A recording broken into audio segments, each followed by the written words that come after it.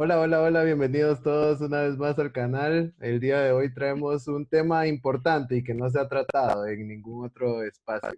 Eh, Son los gobiernos locales y, por supuesto, como no podía ser de otra manera, una experta en el tema de gobiernos locales que actualmente está trabajando en él. Pero, ¿por qué les voy a contar yo más de ella si ella se puede presentar por sí misma? Daniela Torres. ¿Cómo está, Daniela? Hola, mucho gusto. Mi nombre es Daniela Torres, como Luis Pi lo dijo. Actualmente estoy en la Municipalidad de San Pedro Carchá haciendo mi ejercicio profesional supervisado de EPS. Soy estudiante de Ciencia Política de Pensum Cerrado. Cerré el año pasado, en 2019, y me estoy tratando de especializar en gobiernos locales y en comunicación política. Mire, y la verdad que vino como anillo al dedo porque este tema, en primer lugar, me llamó la atención porque hace unos días hice un video con la licenciada Cindy Porojo donde ella mencionaba que hay una falta de confianza por parte del gobierno central hacia las municipalidades a la hora de repartir los fondos y que sean las municipalidades quienes administren el dinero que se da para los programas sociales y más en esta época del COVID, pero la verdad es que hay muchas cosas que no entendemos sobre la diferenciación entre las municipalidades y lo que es gobernar un país completo. Entonces, quiero que usted nos ayude a entender esa relación y por lo mismo vamos a empezar por un tema bastante importante que es en una elección que las tuvimos el año pasado,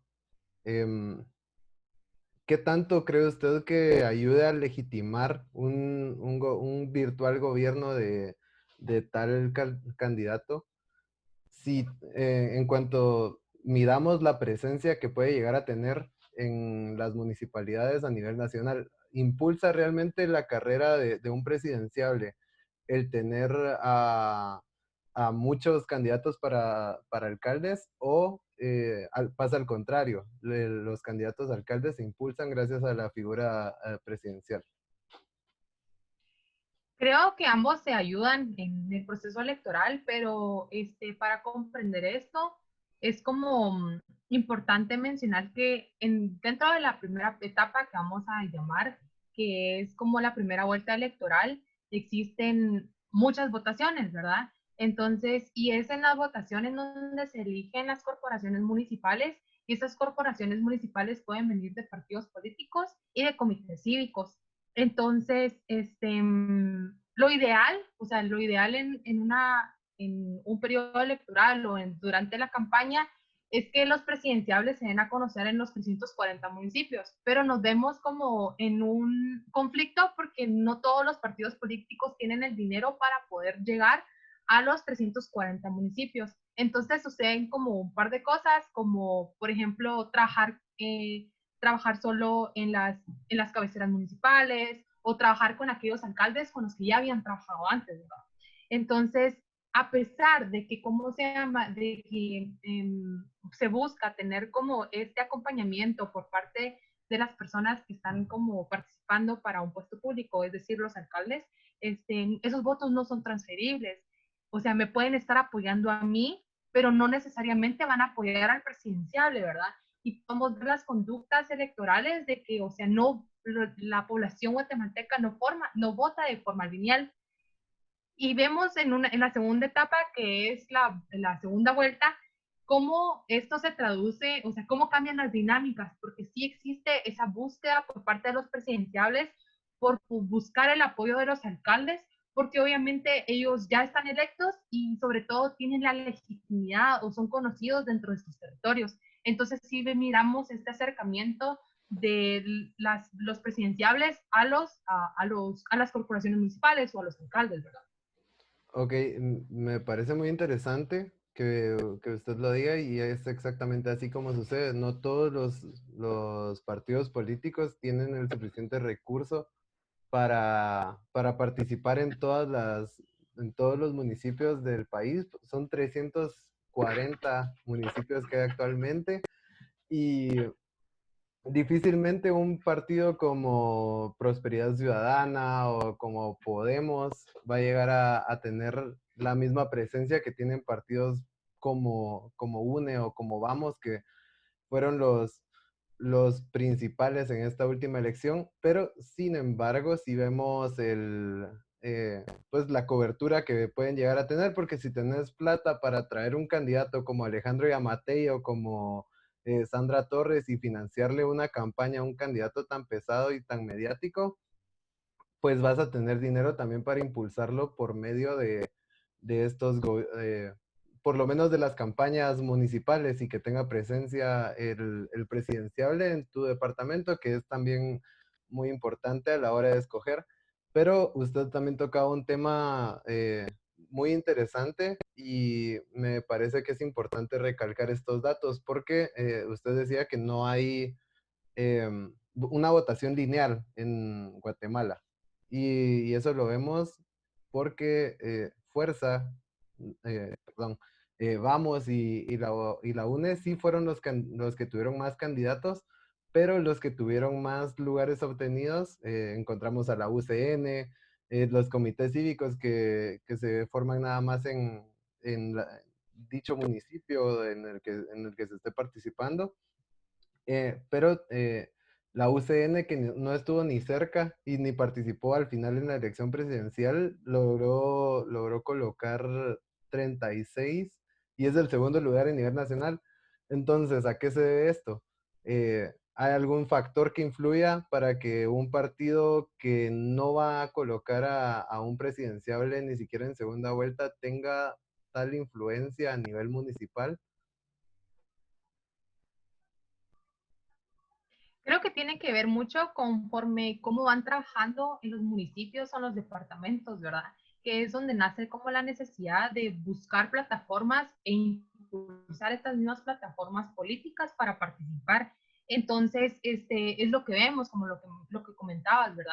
De cómo partidos políticos pequeños obtienen alcaldías en los municipios. Entonces, y hay que tocar como un tema muy importante de que al final el sistema de partidos políticos en Guatemala es clientelar, entonces muchos de los puestos son comprados. Comprados en, pues no en el sentido de que te compro tu voto, pero sí en el sentido de que van y regalan cosas y eso lo va a lograr únicamente un partido que tenga el poder económico para poder ir a hacer este tipo de regalos. Bueno, pero eh, ahora bien, si ya tocamos el tema de que es importante en el año de elección, también va a ser importante en los años posteriores, ya cuando se esté gobernando. Y es por eso que quiero que si usted me puede dar una breve explicación o algo muy conciso donde me diga eh, por qué es tan importante colocar alcaldes, qué relación tiene el gobierno central con la administración municipal.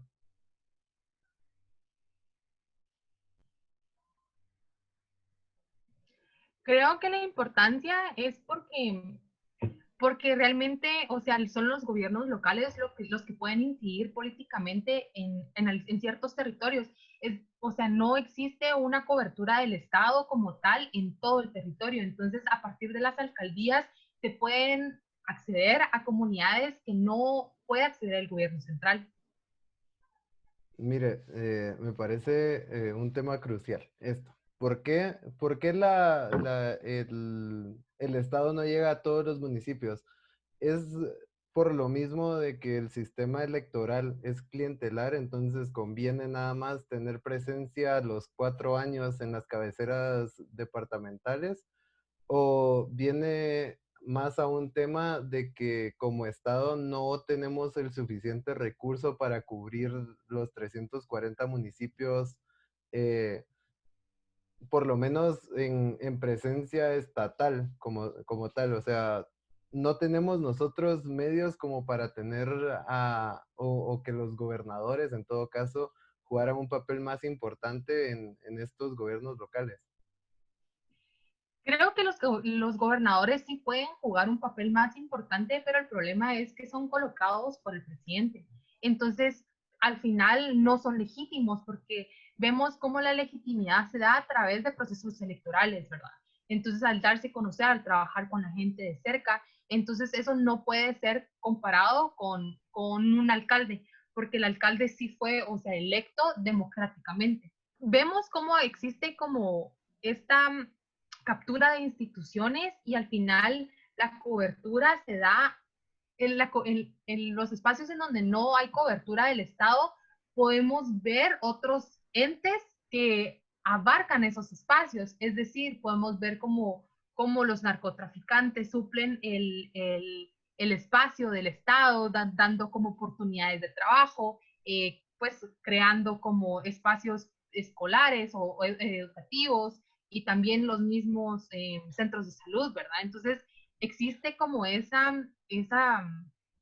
cambio de roles en donde ya no existe como esta presencia del Estado, pero vemos a otros grupos paralelos que agarran esos espacios, porque cuando no hay, o sea, cuando no se tiene, cuando hay un vacío de poder, algo más lo ocupa.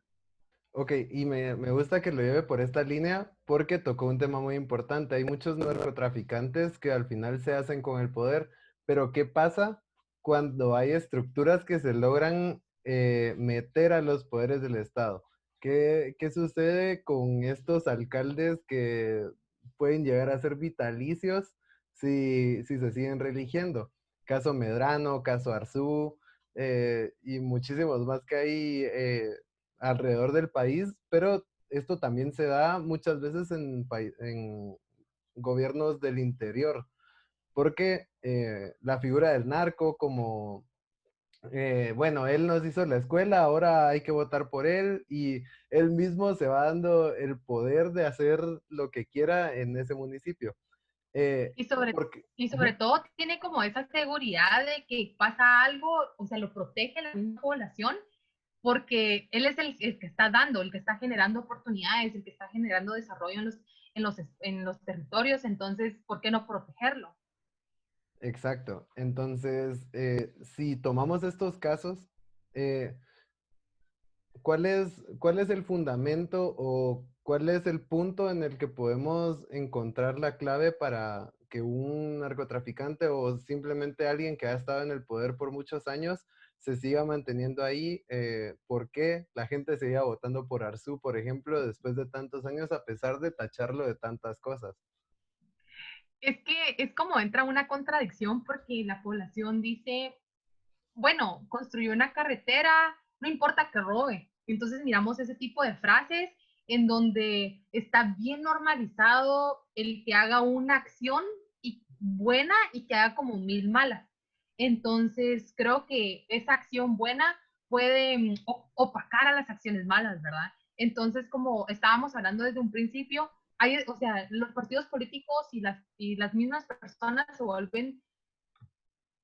se, se, se vuelven como clientelares en el hecho de que incluso, o sea, hay líderes comunitarios en donde compran a los líderes comunitarios así de, bueno, necesito algo para mi territorio, es decir, o sea, un centro de convergencia, porque lo vemos, o sea, las comunidades están tan abandonadas y tan necesitadas de que por un centro de convergencia, por un puesto de salud, o sea, compran la voluntad, ¿verdad? Y sobre todo la necesidad, se aprovechan de la necesidad de la población. Entonces es ahí es donde miramos esa perpetuación de personas en estos puestos que son claves, ¿verdad? Son bastante claves y sobre todo es lo que usted decía, se sienten protegidos por la gente porque al final están haciendo cosas malas, pero las cubren con cosas buenas, que es justamente el punto. Ahora bien, eh, se da muchas veces que quedan impunes muchas acciones de los alcaldes porque uno, tienen la espalda cubierta y democráticamente fueron escogidos, y otro, no tienen la suficiente investigación del Estado. O sea, hay alcaldes que se conoce que tienen relación y vínculo con crimen organizado, pero no se les investiga. Esto es culpa de que los gobiernos municipales tienen demasiada libertad para operar y para tomar decisiones, o cree usted que deberían tener aún más poder. Es que ahí entra una situación compleja, porque al final, o sea, la autonomía y la descentralización que tienen los gobiernos municipales o los gobiernos locales eh, ayudan en el territorio principalmente para descentralizar, ¿verdad? O sea, ofrece atención de servicios públicos y también tienen mecanismos de ordenamiento territorial, fortalecen económicamente los municipios. Entonces, quizá es fortalecer las instituciones del Estado. Si se fortalecieran las instituciones del Estado, no veríamos no veríamos cómo al momento de enjuiciar o de encaminar un juicio hacia alguna persona se vieran estancados, ¿verdad? Mire, y eso es súper importante, pero se puede dar también muchas veces en las municipalidades más pequeñas, que simplemente son usadas como un medio para tener un poco de más ingresos, aunque no sea su actividad económica principal en el caso ahora bien, si el sueño de toda persona que vive en un lugar y ha crecido y nacido ahí es llegar a la alcaldía porque es el máximo poder que va a tener a nivel local. Eh, ¿Cuáles serían las municipalidades a las que uno debería apuntar si se quiere volver alguien importante en un papel político en la coyuntura nacional? Creo que la grandeza o a las municipalidades en donde la gente, si le interesa participar en política nacional o por lo menos en incidir en política local, se deben abocar, es aquellas las que tienen como mayor asignación presupuestaria, es decir, la Municipalidad de Guatemala, la Municipalidad de Villanueva, la de Misco, la de Quetzaltenango, la de Guastatoya y la de San Pedro Carchá. ¿Y a qué se Y debe? esta asignación presupuestaria pues se realiza con el presupuesto nacional de la nación y el Ministerio de Finanzas. Ok, ¿esto tiene que ver por la población de cada lugar o por la extensión territorial o qué se toma en cuenta para distribuir el presupuesto municipal? Se toma en cuenta o sea, la proporción de la población del municipio, de cada municipio, también, o sea, se distribuye en partes iguales en todas las municipalidades. Te voy a decir como cifras. El 30% se distribuye proporcionalmente a la población total de cada municipio, el 35% se distribuye en partes iguales en todas las municipalidades. También vemos como un 25% se distribuye proporcionalmente a los ingresos que tiene cada municipio y el 10% tiene que ver directamente con el número de aldeas y caseríos que tiene el municipio. Ok, Y todo esto es como ujú, un cálculo que hacen, lo voy a leer porque no me recuerdo en este momento, ujú. la Secretaría de Planificación de la Presidencia, la NAM, que es la Asociación Nacional de Municipalidades, el presidente de la Asociación Guatemalteca de Alcaldes y Autoridades Indígenas y el representante asignado por el Contralor de Cuentas. Ok, va. Y mira, pues me parece ideal. Ya repasamos por qué es importante colocar alcaldes, o por qué, en primer lugar, por qué es importante tener un montón de candidatos. En segundo lugar, por qué es importante que esos candidatos ganen la elección.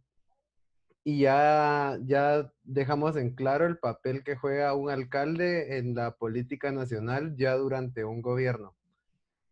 Ahora, ¿a qué se debe que era el punto de hacer este video? ¿A qué se debe que el gobierno central no le quiera asignar el presupuesto a los alcaldes y dejar que ellos lo administren? ¿Por qué Yamatei no deja que Quiñones, que Gramajo, que Neto Brand distribuyan el bono familia? ¿qué impide hacerlo y qué habría que cambiar en el sistema o cómo podríamos sistematizar las bases de datos de las municipalidades para que, para que este presupuesto sea asignado a ellos y se pueda, así como usted dice, descentralizar todo este poder que hasta el momento ha demostrado el gobierno central que tampoco tiene la capacidad de manejarlo por sí mismo?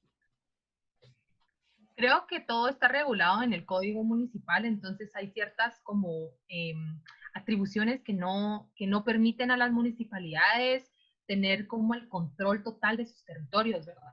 Entonces, esta autonomía que tienen las municipalidades, o sea, no permite o sea, que logren manejar estos tipos de ayudas sociales, ¿verdad? Y sobre todo, también las municipalidades tienen retos porque en cuanto hay, y esto lo puedo ejemplificar con mi experiencia en San Pedro Carchá, porque estoy en la oficina de desarrollo social, ¿verdad? Entonces, en la oficina de desarrollo social existe una unidad que atiende al adulto mayor y me pude dar cuenta de cómo existe como están desamparados los adultos mayores y desde el 2007 no han recibido ayuda social, o sea, que han metido la papelería para poder tener esta ayuda social y llegan a cada rato a la oficina para verificar cómo va el proceso y cómo va el proceso y no existe, y el proceso está estancado, ¿verdad? Entonces, más básicamente es por la burocracia también del mismo Estado que no permite que esta ayuda social llegue a todas las personas vulnerables o vulnerabilizadas en los territorios.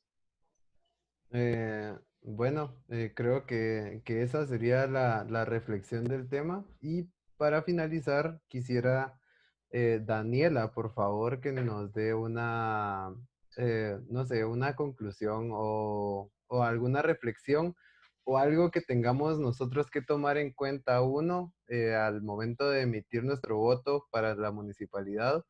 Dos, me gustaría que usted me diera su opinión acerca de la gente que, por ejemplo, está viviendo en Guatemala desde hace 10 años, cada 4 años va a votar a su pueblo porque son los que pues el gobierno municipal es quien le pone el agua a su mamá en la casa o le quita el cable o la luz.